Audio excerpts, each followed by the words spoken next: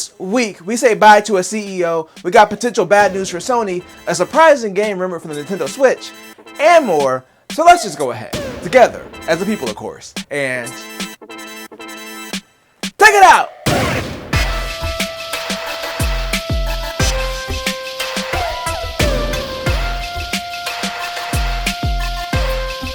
And welcome to another sensational Sunday. I'm Mike, and I'm back to talk about the gaming news. And you know who else is back? The FTC. They're back to challenge the Microsoft Activision deal.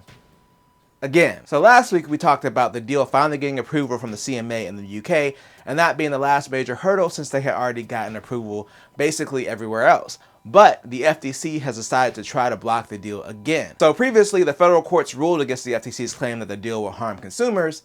They tried to appeal, but were denied, and now they're back at it again. Now, according to the Engadget article, this isn't likely to stop the deal from closing by October 18th, and the most that it would do if the FTC does win is possibly force them to sell parts of Activision. Activision CCO Lulu Chang-Maservi commented on it and basically said they're more concerned about closing the deal right now. So they don't even really seem too concerned about what the FTC is doing. So yeah, it seems like a small roadblock, but nothing that's going to stop the deal from closing. But while the Microsoft Activision close is near, so is the end of a CEO's career. Woo!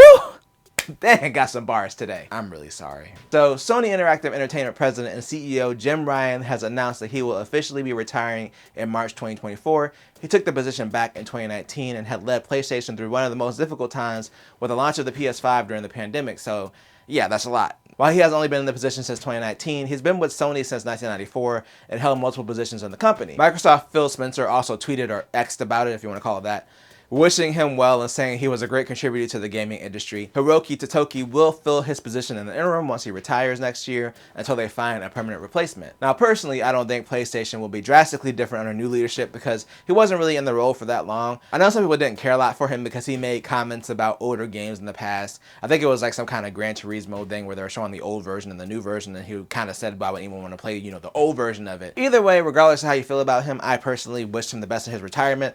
30 years is a long time to be with the company, and I am interested to see if anything will change under new leadership. I feel like Sony has an opportunity to expand their offerings with their tiered PlayStation Plus services, but we'll see if things shake up after his retirement. Unfortunately, Jim Ryan's retirement wasn't the only Sony news this week, as a group called ransomware.vc, with that name you could probably figure out where this is going. They're claiming that they've breached Sony's security and have stolen data. They're also claiming that Sony has refused to pay the ransom and now they're selling the data. Sony's official response regarding this is that they're investigating the situation. Ransomware.vc also apparently shared some files to prove that they had stolen data from Sony, including pictures of an internal login screen and a PowerPoint presentation. So if data was stolen, we don't know if it's just their internal data or user data, but I would assume that if it was user data involved, that Sony would have confirmed by now and at least made potential users aware. So yeah, this sucks for Sony if it is true, and hopefully if it is true, it doesn't affect any of their services like the hack that happened back during the PS3 era that forced them to shut down PSN. It felt like forever. Like PSN was down for a long time, so hopefully it's not one of those situations. But we're not done with the Sony news just yet. So a few weeks ago, I reported on the rumors that Horizon Forbidden West Complete Edition was coming to PC, possibly within the next 30 days.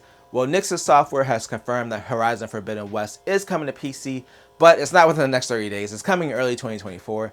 It'll be the complete edition as rumored, so the base game along with the Burning Shores expansion. Now, there isn't an exact release date or any PC specs just yet, but I'm sure that many PCs will spontaneously combust trying to run the game. Just like the Nintendo Switch, if this rumored game comes to the system. In fact, let's talk about that right now in our final story. So when it comes to ports from the Switch, it's always been a little hit or miss. Sometimes the ports are okay, but usually if it's a game that's graphically intensive, like a recent game that we shall not mention, Mortal Kombat 1, then either they've had to make a lot of compromises, or they had to do a streaming version of the game. So the reason I bring this up is because there was a game recently listed for the Nintendo Switch on the Brazilian ratings board, which is Red Dead Redemption 2.